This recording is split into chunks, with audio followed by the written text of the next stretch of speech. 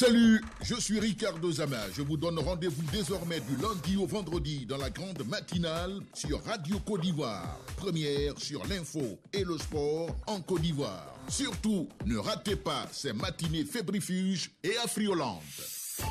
Salut, je suis Rachel Logoué. Retrouvez-moi du lundi au vendredi de 5h à 9h dans la grande matinale sur Radio Côte d'Ivoire, première sur l'info et le sport. Ce sera en compagnie de Ricardo Zama pour une bonne dose de sport. Radio Côte d'Ivoire, première sur l'info et les sports en Côte d'Ivoire.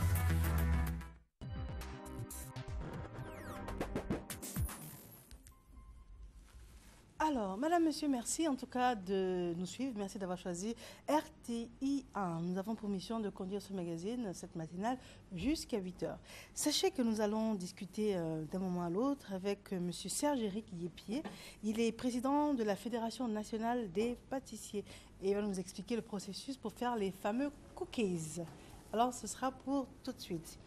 Par la suite, nous allons parler beauté. Nous allons parler entretien de la femme également et de l'homme. C'est très important de prendre soin de soi. Nous allons recevoir une esthéticienne, madame Menteanka Kouléon, et avec elle, nous allons voir quelques conseils d'hygiène de beauté. Par la suite, Fleur Zébi Kassi. Elle est spécialiste des soins capillaires et ça va être les caractéristiques d'un bon shampoing cheveux de type africain. Ça veut bien dire qu'on parle des hommes et des femmes. Et sachez également que nos invités qui nous viennent de la direction commerciale et marketing sont nombreux à vouloir s'adresser à vous et il y a énormément d'informations contenues dans cette matinale. Et puis pour terminer, sachez qu'elle s'appelle Judith Assoumou et elle signe la réalisation. Monsieur Serge-Éric, bonjour. Bonjour Marielle. Alors, quand on voit cette, comment on appelle ça, c'est une toque, c'est un chapeau de chef pâtissier. Oui. Alors, on réalise le sérieux, n'est-ce pas, d'abord de la profession. Merci. Ensuite, de ce que vous allez nous proposer aujourd'hui. Oui. Nous avons parlé des biscuits secs en pâtisserie. Nous en avons plusieurs. Aujourd'hui, spécialement, nous allons prendre ce qu'on appelle généralement les cookies. Sous plusieurs appellations, on peut les appeler les palots raisins, on peut l'appeler les rosaces. Voilà, donc c'est très simple, vous allez suivre. D'accord. Alors, on a l'impression que c'est d'origine américaine. Cookies, oui, le nom, c'est vrai. Voilà. Mais c'est des biscuits français. D'accord. Voilà. Le nom est d'origine américaine, mais ce sont des biscuits français. Généralement, ça se prend en collation vers 16h ou au petit déjeuner? Oui, au petit déjeuner, à 16h, ça vient avec du thé. Du thé aussi. Voilà. Comme on a dit au goûter, c'est bon. Alors, vous nous garantissez que c'est facile à reproduire très et facile. qu'on pourra dorénavant intégrer ça au petit déjeuner des enfants? Oui, c'est possible. D'accord, on vous écoute. C'est un problème de conservation. On va tout expliquer. Très bien. Donc, pour pouvoir réaliser notre recette, c'est simple. Nous allons utiliser d'abord la base qui est le beurre, du beurre ici, les différents éléments du beurre, du sucre, du sucre, un œuf. Un seul œuf? Oui, ça dépend de la quantité. Ça peut faire combien de cookies? Bon, là, on peut faire peut-être une trentaine de cookies. Ah, quand même, hein? Oui, avec ça. Alors, le beurre, est-ce qu'il y a un beurre spécial pâtisserie ou bien c'est un beurre comme on le trouve partout? Ok. Vous savez, la qualité du beurre joue dans le goût de la pâtisserie. Vous prenez la margarine, vous allez obtenir un résultat. Vous prenez du beurre pasteurisé, vous allez obtenir un résultat plus intéressant dans le goût.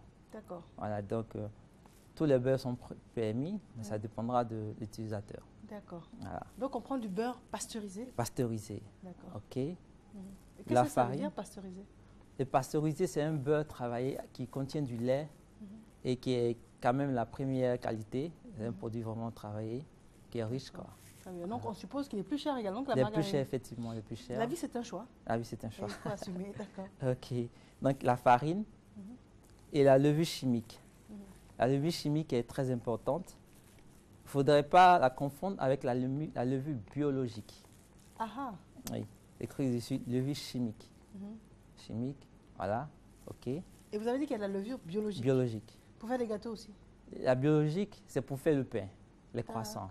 D'accord. Pour faire les cakes, les gâteaux, nous avons besoin de la levure chimique. Très bien. C'est ce qui permet à la pâte de gonfler? Oui, c'est ce qui permet à la pâte de monter, voilà, et puis d'avoir une texture moelleuse.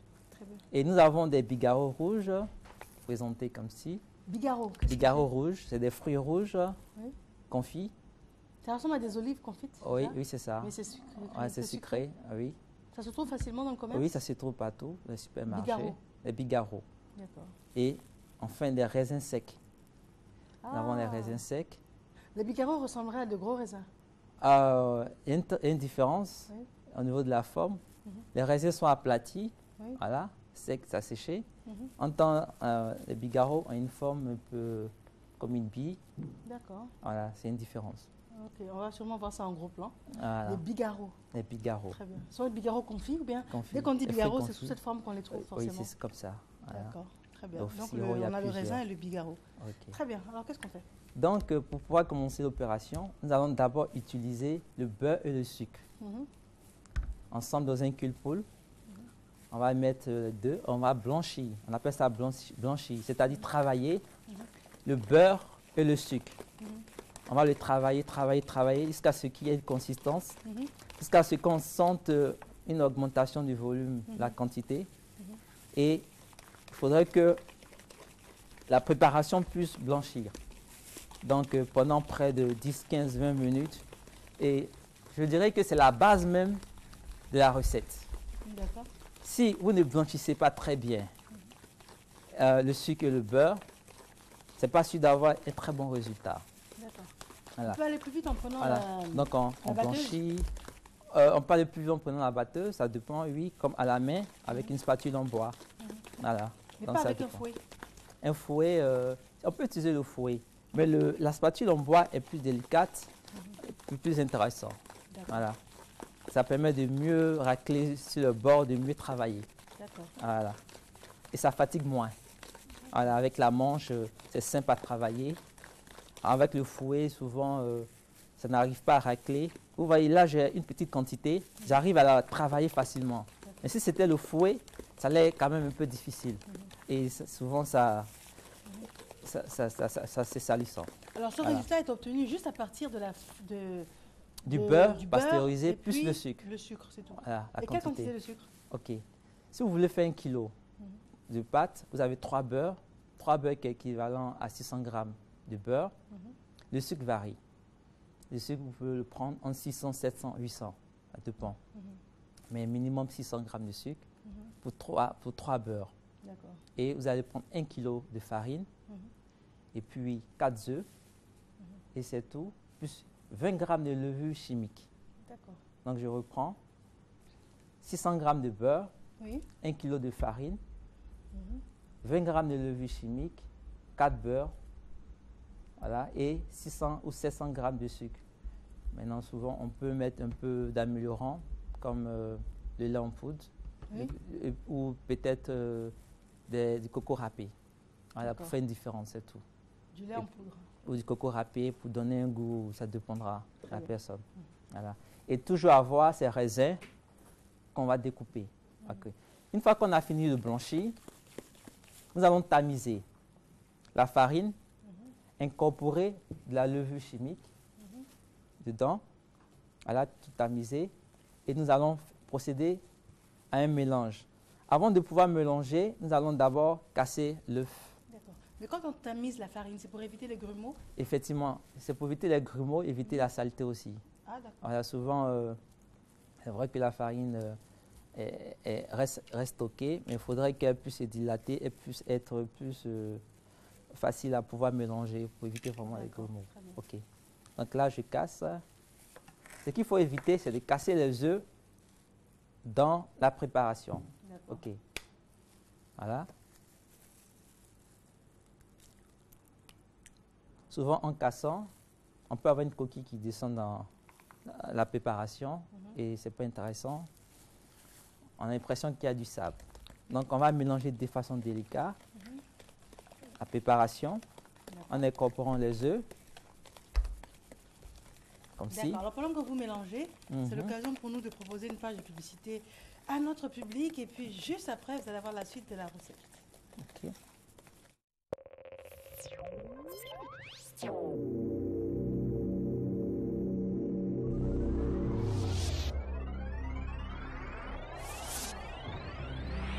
Le ministère des Infrastructures économiques porte à la connaissance des populations du district d'Abidjan et des usagers du boulevard Mitterrand qu'il sera procédé à compter du samedi 1er août 2015 à la réalisation d'importants ouvrages de drainage entre le rond-point de la Riviera 2 et le carrefour Cap-Nord. Ces travaux entraîneront une réduction du nombre de voies circulables ainsi qu'un ralentissement du trafic habituellement observé sur ce boulevard. Le ministère des Infrastructures économiques tient à s'excuser auprès des riverains et usagers pour les éventuels désagréments créés par ces dispositions et en appelle à la compréhension et à la prudence de tous. Le ministère de la Santé et de la lutte contre le sida rappelle aux populations que toute personne qui tousse plus de 2 semaines doit se rendre rapidement à l'hôpital le plus proche pour s'assurer qu'il ne s'agit pas de la tuberculose. Le diagnostic et le traitement de la tuberculose restent gratuits en Côte d'Ivoire. Ceci est un message du ministère de la Santé et de la lutte contre le sida et de Caritas Côte d'Ivoire avec le financement du Fonds mondial de lutte contre le sida, la tuberculose et le paludisme. Sous le parrainage du ministre de l'Entrepreneuriat national, de la promotion des PME et de l'artisanat, la Fédération ivoirienne des PME, FIPME, en partenariat avec la CGECI et la Chambre de commerce et d'industrie de Côte d'Ivoire, organise la 5e édition des JNPPMEA du 22 au 24 septembre 2015 à l'Atri Event, thème Financement des PME, difficultés persistantes, solutions émergentes. Annonceurs, soyez nombreux à ces journées promotionnelles qui sont les vôtres. Infoline 22 42 0004 02 40 17 17 22 41 20 17.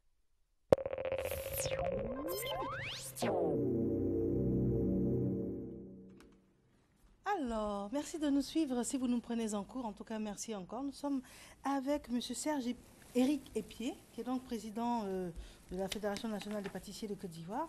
Et nous parlons des cookies. On avait la première partie, les ingrédients qui rentraient en ligne de compte pour la préparation. Et juste avant la page de publicité, il en était au stade de mélanger tout cela et de nous montrer le résultat qui était composé de sucre, de farine, d'œufs également et de beurre. De beurre. Voilà. Et donc, c'est cette pâte onctueuse que l'on obtient juste après. Voilà, nous obtenons la pâte. Ici. Voilà, nous allons mettre dans une poche à douille. Ça se trouve facilement les poches à douille? Oui, ça se vend dans les endroits, dans les surfaces de pâtisserie. Voilà. Donc nous allons remplir notre poche. Comme ci.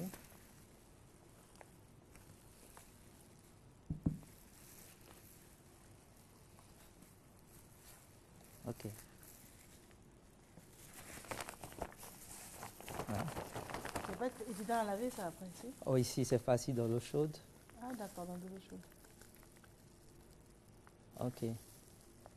Oui. Il faudrait faire très attention. C'est une recette intéressante, mais qui déchire la poche. Voilà. Voilà, ça déchire les poches parce que quand vous ratez les dosages, vous avez très mauvais résultats. Ok. Maintenant, à l'aide de notre poche, nous allons faire tout ce que nous voulons.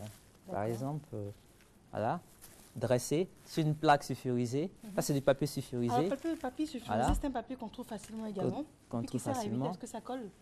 Oui, c'est effectivement. Voilà. Donc, on va dresser, faire un dressage. Par exemple, comme ça. C'est des rosaces. Ok. On peut dresser. Et ça, c'est uniquement avec la poche à douille que c'est possible? Oui, mais c'est une douille cannelée. Cannelée, très bien. Sans les dents? À douille, voilà, cannelée, à plusieurs. On peut... Ah oui, on peut faire des formes différentes. Des formes différentes. Et puis faire cuire. D'être un peu artiste. Voilà. D'accord. Ok. Ça se présente. Au choix, on peut prendre des raisins confits, les placer, ou des bigarreaux rouges, les fixer. Voilà. C'est simple. Attendez, mais ça a l'air tellement facile à faire. Enfin, oui, l'air ne fait pas la chanson. Ça a l'air facile. Mais c'est facile. Oui. Donc c'est simple. Après avoir dressé, sur une plaque sulfurisée, nous allons l'enfourner dans un four moyen. Pratiquement à 100 à 150 à 175 degrés. Et pendant 5 minutes sur la cuisson. C'est tout? 5 minutes seulement? C'est tout. Très bien. Préalablement, on va chauffer le four. Oui. Ok. Lorsqu'on a fini... Lorsqu'on enfourne, c'est que le four est déjà très chaud? Oui, le four est déjà très chaud. C'est ce que ça veut dire aussi? Voilà. D'accord. Le four est déjà très chaud. Très bien. Et après nos 5 petites minutes? Après les 5 petites minutes, nous obtenons ces différents résultats. Nous avons ici les rosaces dressées avec différentes formes. Voilà. Nous avons une forme étoilée, présentée comme ci. Ok. Ah oui. Nous avons ici une forme. Voilà. Ici, il y a du chocolat, et du chocolat noir, fourré, avec du chocolat blanc. Là, c'est du chocolat blanc. Voilà. Donc, nous avons réalisé nos cookies. Ok. Une fois que les cookies sont réalisés, le plus difficile, c'est la conservation. Nous allons laisser refroidir 5 à 10 minutes. Et maintenant, ça se mange conserver. Pas chaud, hein? Non, pas chaud. Et conserver dans un bocal hermétiquement fermé. D'accord. Voilà. Et ça se conserve combien de jours? Ça se conserve au plus longtemps. 1 jour, 2 jours, 1 mois, 2 mois. D'accord. Voilà. Pour une bonne conservation, quand vous l'utilisez, il faudrait bien refermer le bocal. Il faudrait que le bocal soit propre. Les mains aussi, lorsque vous voulez vous servir, il faudrait avoir des mains propres. Voilà, pour ne pas infecter le biscuit. D'accord, voilà. Très bien. En tout cas, on retient que la recette a l'air facile à faire. Et bon, venant d'un grand pâtissier, bon, ça a encore l'air beaucoup plus facile. Oui, on imagine que c'est quand même accessible à la majorité des personnes qui nous ont suivis ce matin. Oui. Très bien. On reprend rapidement la composition. La composition, nous avons 1 kg de farine, 600 g de beurre, 4 œufs, 600 à 700 g de sucre, 20 g de levure non chimique. Voilà. Il ne faudrait pas que je me trompe. D'accord. Et puis 4 beurres. 3 beurres. 3. Qui fait 600 g. Parce que je note aussi. Parce que je vais 3 beurres qui fait 600 g de beurre. Très bien. 1 kg de farine, 20 g de levure et 600 à 700 g de sucre. Et puis un seul œuf. 4 œufs. Ah oui, pardon. 4 œufs. Voilà. Donc si vous voulez faire 500 g, vous n'avez qu'à diviser en 2. En 2. Et là, c'est pour 1 kg. Ça peut nous donner combien de cookies à peu près? 1 kg peut avoir pratiquement 100 à 150 cookies. Ça dépendra de la manière de dresser. D'accord, très bien. Monsieur Serge Éric Ipien, on vous remercie beaucoup. Merci, Mariam. Et vous savez peut-être, d'habitude, vous donnez un téléphone, non? Oui, il y a le 07 87 32 53. D'accord. En tout cas, merci encore pour cette recette. Merci qui a l'air accessible. Nous allons la reproduire. Parce que j'ai même noté pour refaire et je vais vous appeler pour vous dire si effectivement... Vous pouvez m'appeler et puis on vous donne les instructions à suivre. D'accord, très bien. En tout cas, merci à vous. Merci à vous. Pour cette démonstration. Merci. Ce matin, pour les cookies, vous êtes maintenant avertis. Il est fort possible de faire des cookies. Et s'il y a des enfants qui nous suivent, dites à votre maman, maman, je veux des cookies. Parce que maintenant, maman sait faire les cookies. Et même peut-être papa. Ouais. Très bien. Nous avons une page de transition. Et cette transition, c'est un reportage sur la fête annuelle de l'église messénique. Et juste après, nous allons parler beauté, accessoires de beauté. C'est important. C'est important d'être belle à l'intérieur, mais il faut l'être également à l'extérieur. C'est un tout, c'est une combinaison. À tout de suite.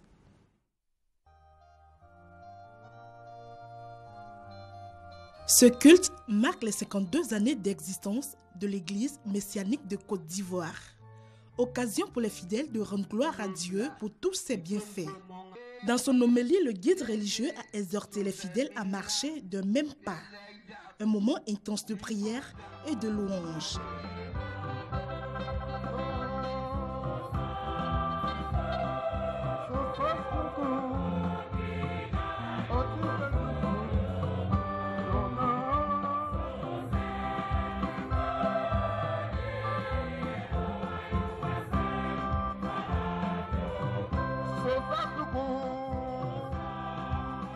Le premier vice-président du conseil d'administration de l'église messianique a prôné l'amour, l'union au sein des populations, comme le Christ nous a enseigné.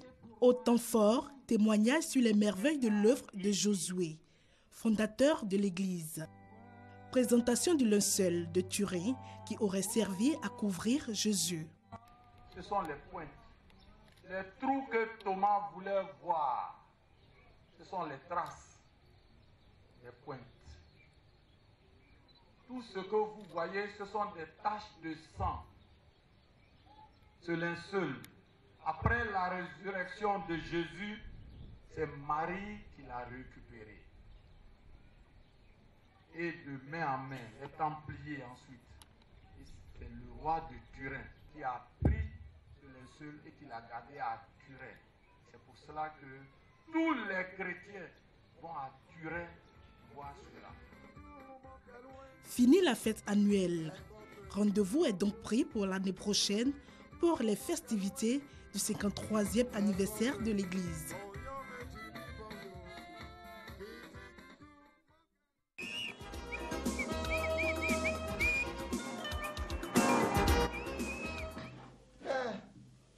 Mon est tout ça. A faut qu'on capte le demi gamana n'kono tout wa. Tere kono ke me flower. Ika yoro kura mi soro. Ito fonya na fana bita boy. Wakati gbele abani na.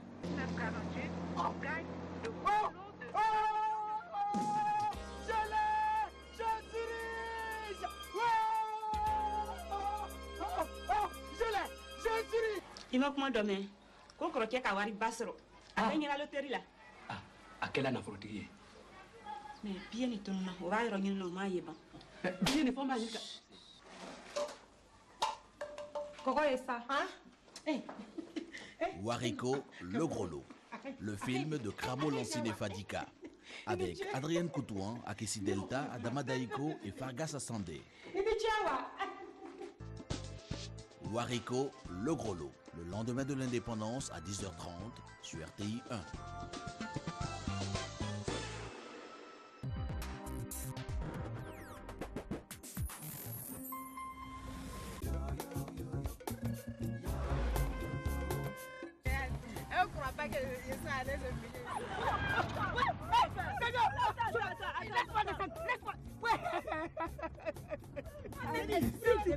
Je vais te chicoter normalement, ça va même pas prendre de temps. C'est pas mon gongo, on va ça aussi, hein. Ouais, mais pas mon gougou. Descendez de ma voiture, je vais partir. On ne descend pas. Aïe. Hé hé, Warren, bientôt sur RTI 1.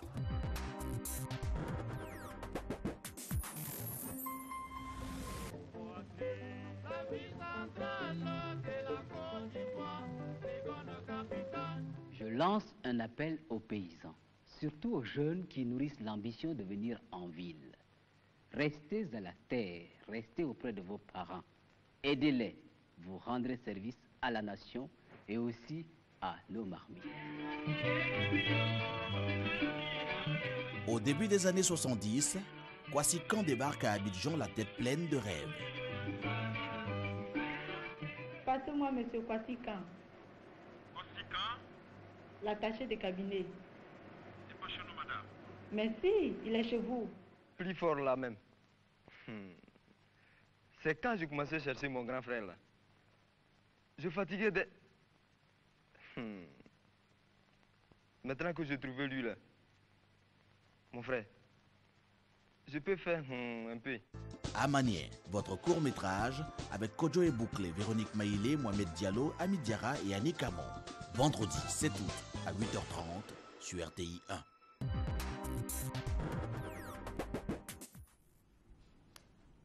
Vous nous prenez encore, merci de nous suivre. Nous parlons actuellement beauté, hein, esthétique également. Elle s'appelle Menteanka Kouléon. Bonjour madame. Bonjour Mariam.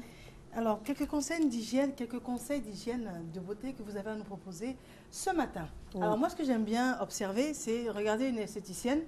Et puis, pour moi, elle doit être belle. Parce que charité bien ordonnée commence par soi-même.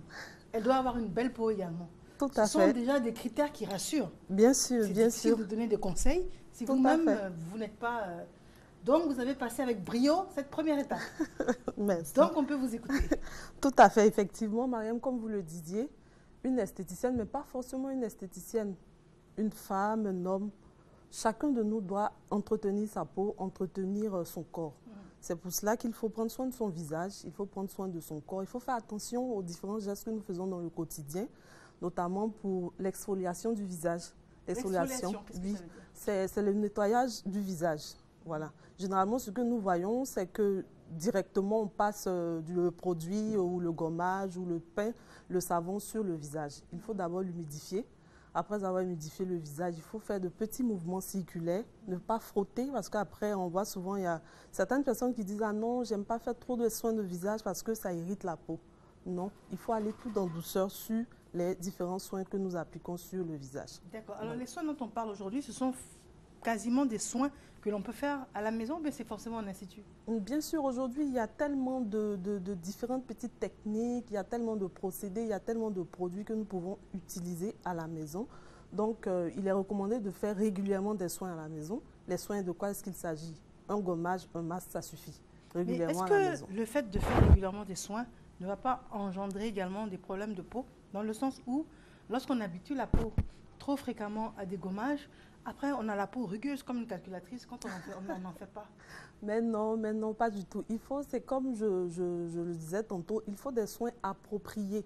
Si on a la peau grasse, si on a la peau sèche, si on a la peau acnéique, il faut des soins forcément appropriés. Et c'est logique, si jamais d'envergure on prenait un produit à utiliser pour des peaux grasses sur une peau acnéique, c'est normal qu'on ait l'effet contraire de ce que nous recherchons. D'accord. Moi, j'ai trop de questions à vous poser. Vous avez dit peau grasse, peau acnéique, tout ça. Moi, comment savoir qui a une peau comment? Quelle est celle, la femme ou l'homme, hein, parce que les hommes sont concernés aussi. Bien sûr. Qui a une peau grasse? Qui a une peau acnéique? Qui a une peau mi-grasse? Qui a une peau sèche? Oui. Généralement, on devrait avoir une peau normale, comme on dit. Une peau normale, c'est une peau qui n'a pas d'imperfection, qui ne présente zéro défaut. Malheureusement, le facteur temps, les hormones, souvent, surtout pour les femmes, ou bien, je vais dire, pas forcément la négligence, mais l'ignorance dans les différentes techniques d'entretien nous entraîne à avoir des peaux grasses. La peau grasse, c'est celle qui brille sur le front, sur le nez ou sur le menton. La peau sèche, c'est celle qui a tendance à tirailler. C'est-à-dire que ces personnes-là vont sentir la peau qui démange, la peau qui tiraille, ou bien, pour un rien, elles se voient irritées.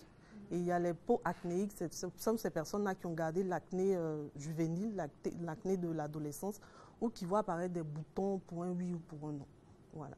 D'accord, très bien. Une fois qu'on arrive à identifier, parce que là déjà la démonstration que vous allez nous faire concerne le maquillage. Tout à fait. Mais bien évidemment, avant de mettre du maquillage sur la peau, il faut déjà qu'elle soit saine. Oui, il faut qu'elle soit saine, il faut qu'elle soit surtout hydratée.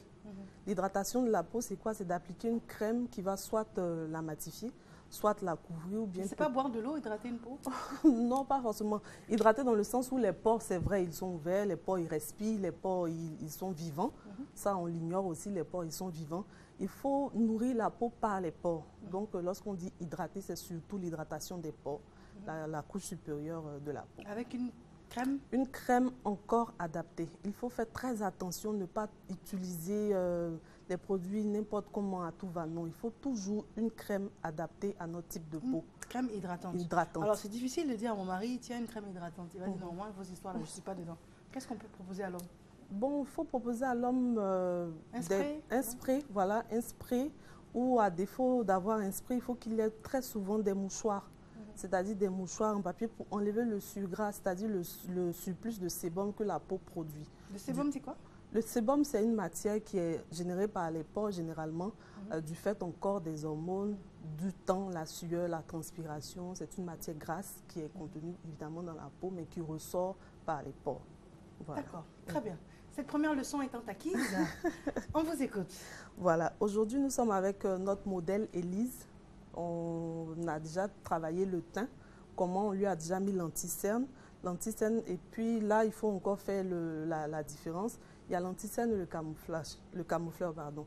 L'anti-cerne, c'est pour les cernes, pour masquer les cernes après une nuit agitée, une nuit fatiguée, on a des poches sous les yeux, tout ça. Il faut appliquer un anti-cerne. Après l'anti-cerne, si maintenant on a des imperfections, c'est-à-dire des boutons, des taches, malheureusement une cicatrice qu'on voudrait camoufler, il faut maintenant appliquer un camoufleur. Donc cette étape-là a déjà été faite. Alors le camoufleur, on peut le mettre sur toute la figure. Il y a des femmes qui ont envie d'avoir un visage parfait, et puis qui se disent que bon, je veux avoir une peau de bébé, donc je mets le camoufleur sur tout mon visage pour être très belle. C'est normal. Ça, c'est justement encore un faux geste qu'il faut éviter. Si on a vraiment des imperfections, il faut chercher le fond de teint adapté. Il y a des fonds de teint, je dirais, normaux, fluides, tout ce que vous voudrez, mais il y a des fonds de teint qui couvrent totalement les imperfections. Donc, imaginez si vous devez mettre un anti-cerne, si vous devez mettre un camoufleur sur tout le visage et ensuite mettre le fond de teint, ça va faire couche sur couche et après, on a l'impression d'avoir un masque au lieu de s'embellir. Donc, il faut prendre un fond de teint adapté, un fond de teint total couvrance qui pourra camoufler toutes ces imperfections-là. Mais c'est pas effrayant après, quand l'homme regarde la femme sans maquillage au petit réveil? Au petit réveil, oui, ça va dépendre encore de comment est-ce qu'on va aller au lit. Il faut se démaquiller, mais il faut encore essayer de ranger les cheveux. C'est comme je le dis toujours, le naturel, ça ne veut pas dire négliger. On peut être naturel et vraiment très bien présenté, très bien mise. Parce que quand on a enlevé l'anticien, on a enlevé le camoufleur, on a enlevé le bon fond de teint fluide. Le bon fond de teint. Parce que là, on n'est même pas encore arrivé au maquillage. Oui, tout à fait. Le crayon. Tout à fait. Tout à fait. Et c'est pour ça qu'il ne faut pas faire trop de couches, couche sur couche, couche sur couche. Après, on n'a pas embelli la peau, on l'a carrément changé, on l'a carrément transformé, on n'est plus soi-même. Le maquillage, c'est d'abord rester soi-même en faisant ressortir nos traits de beauté, nos traits appréciés. D'accord, donc je me tais maintenant et puis on vous observe pour la démonstration. D'accord. Aujourd'hui, nous allons faire un truc léger et simple, c'est-à-dire on va à une journée normale, hein, un quotidien normal. On doit sortir, aller faire ses courses ou aller au travail, au bureau. Donc, comme je disais tantôt, on a déjà travaillé le teint, maintenant on va travailler les yeux. Et la petite différence, Mariam, c'est que généralement, on a tendance de marier, comme on dit, accorder les couleurs du vêtement. Du coup, vous verrez une dame qui est en rose, fuchsia, qui va vouloir forcément reproduire le rose dans les yeux. Ça, c'est faux. On n'est pas obligé de reproduire toutes les couleurs de notre vêtement dans notre maquillage. Des fois, c'est joli. Des fois, c'est joli quand on y arrive. Imaginez quelqu'un qui est en bigarré, qui est en vraiment coloré, qui a 3, 4, 5 couleurs. On ne peut pas les reproduire dans les yeux. Il faut prendre peut-être la couleur dominante, la couleur moins criarde aussi, ou bien une couleur, comme on dit, passe-partout. Donc là, pour pouvoir faire simple, on va lui mettre du doré, de l'or dans les yeux pour éclairer, illuminer le visage. Pourquoi elle a le visage sombre? Non, illuminer dans le sens où la couleur or, elle est remarquable tout de suite. On la verra, mais de façon toute douce. C'est-à-dire tout doucement, on va juste mettre un peu d'or dans les yeux, juste pour faire un peu de pétillant dans le regard. D'accord. Voilà, donc je vais prendre ma palette de fard. Alors, on peut voir la palette? Vous pouvez la tourner un peu? Voilà. Alors, ce qui me surprend dans la palette, c'est qu'il y a des couleurs bizarres aussi. Par exemple, on voit du vert. Tournez-la un peu, qu'on puisse voir la palette avec la caméra. Je vois du vert, je vois du rose fuchsia. C'est un peu ce que vous reprochiez. Parce qu'avec toute cette gamme de couleurs, c'est tentant. C'est tentant, justement. D'essayer de prendre son visage pour une œuvre d'art. Tout à fait, tout à fait. On peut se laisser aller, mais avec parcimonie. Il faut aller tout doucement. Les couleurs qui sont là, elles sont bien pour les mélanges. C'est-à-dire, pour ne pas avoir du tout vert dans les yeux, vous pouvez amoindrir le vert avec un peu de doré. D'accord. Juste un peu. Mais le doré revient régulièrement quand vous parlez? Oui, parce que le doré est une couleur, comme je dis, passe-partout. Elle ira sur une peau foncée, elle ira sur une peau mate, elle ira sur une peau claire. Et puis, voilà. Alors, la peau foncée, c'est moi. La peau mate, c'est elle? Oui, non? Oui, non. Non, elle est foncée. Un bronzé. Moi, je suis foncée. Oui, c'est gentil. Alors, moi, je suis foncée. Elle est bronzée. Et vous, vous êtes? Claire. Claire. Oui, oui. Donc, il y a encore plus clair que vous? Oui, il y a plus clair, il y a les métissés et puis bon, les... Vous, c'est pas métissé, la couleur, non. C'est clair? Non, clair de peau. Très clair de peau. Voilà. Donc, je vais prendre du doré. Là, je vais lui mettre le doré surtout sur la paupière mobile. C'est-à-dire la paupière mobile, c'est celle qu'on arrive à bouger. Pour faire le clin d'œil. Pour faire le clin d'œil. Le fameux clin d'œil. Voilà, donc je vais lui mettre juste un peu de doré sur la paupière mobile, rapidement. Et puis, comme je le dis souvent, il faut aller de l'intérieur vers l'extérieur. Par petits gestes, on effleure la paupière mobile. Voilà, tout doucement. On n'a pas besoin d'en mettre trop. Voilà. Mais si vous faites qu'un œil, ça va être parfait. Comme ça, on verra bien la différence avec les deux. Les deux, oui. Ok. D'accord. Une fois qu'on a mis le fard à paupières, il faut essayer de l'étaler, mais encore tout doucement.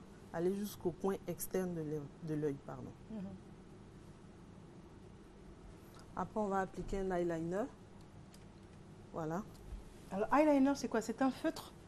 L'eyeliner se présente en plusieurs substances. Il y a l'eyeliner en feutre, liquide, en pâte, en crème. Donc l'eyeliner, pour dire que c'est... Pourquoi vous ne prenez pas un crayon? Bon, je vais prendre un crayon, mais après. C'est-à-dire l'eyeliner avec sa pointe fine nous permettra de tracer le trait, bien souligner l'œil. Et le crayon nous permettra de l'accentuer en fait. Très bien. Ouais. Donc toujours de l'intérieur vers l'extérieur.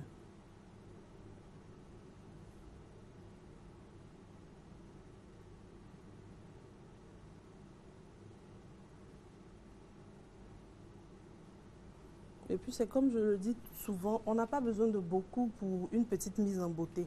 Avec juste un crayon, un bon rouge à lèvres, on est déjà très bien apprêté. Voilà. Alors le temps imparti est déjà arrivé, mais j'ai du mal à vous interrompre. On va s'arrêter là pour aujourd'hui. Oui. Alors, et le sourcil? Le sourcil aussi, c'est pareil. Il faut toujours partir de l'intérieur vers l'extérieur. Et c'est toujours la ligne du dessous, c'est-à-dire cette ligne en bas qui nous donne toujours la forme du sourcil, contrairement à ce qu'on pense. Ce n'est pas la ligne du dessus. Non, la ligne du dessous va toujours nous envoyer encore un peu plus haut. Oui. Alors que celle du dessous nous permettra de juste souligner ce qu'il nous faut. D'accord. Bon, voilà. Ce qu'on va faire, Julie Dassoumou nous donne l'autorisation de continuer, donc on va continuer. Mais moi, ce qui m'intéresse, c'est votre sourcil. Oui. C'est-à-dire, je trouve que ça vous donne... bon, on inverse les rôles. Quand je vous regarde, je trouve que ça apporte beaucoup. Le fait que vous ayez ce modèle de sourcil. Est-ce qu'il est facile à reproduire? Il est facile à reproduire, comme je le disais tout à l'heure. Voilà, regardez comment vous êtes belle. Regardez ce sourcil. Alors, nous, c'est ce qui nous intéresse comme sourcil. Voilà. Merci. C'est comme je le disais, il faut toujours prendre en compte la ligne du dessous, pas la ligne du dessus. Si vous voulez des sourcils en arcade, parce que ceux-là, ils sont en arcade. En arcade. Voilà. Si vous voulez des sourcils en arcade, il vous suffit juste de pousser un peu plus dans l'épilation, la ligne intérieure des sourcils. C'est tout. Vous entrez un peu plus dans la ligne intérieure des sourcils et puis vous redescendez tout simplement. D'accord. Voilà. Et en haut, comment vous faites? Le haut suit toujours. C'est-à-dire le haut suit toujours la ligne. Proportionnellement à ce qu'on a fait en bas. Voilà. D'accord. Généralement, dans les pensées communes, c'est qu'il faut juste monter, redescendre. Non, on n'a pas besoin. C'est juste la ligne intérieure. Maintenant, pour faire ça, est-ce qu'on se rase des sourcils non, pas du tout. Qui existent déjà? Non, pas du tout. L'épilation est propre on va dire à chacune d'entre nous, mais il est déconseillé vraiment de se raser les sourcils. Et les femmes qui aiment bien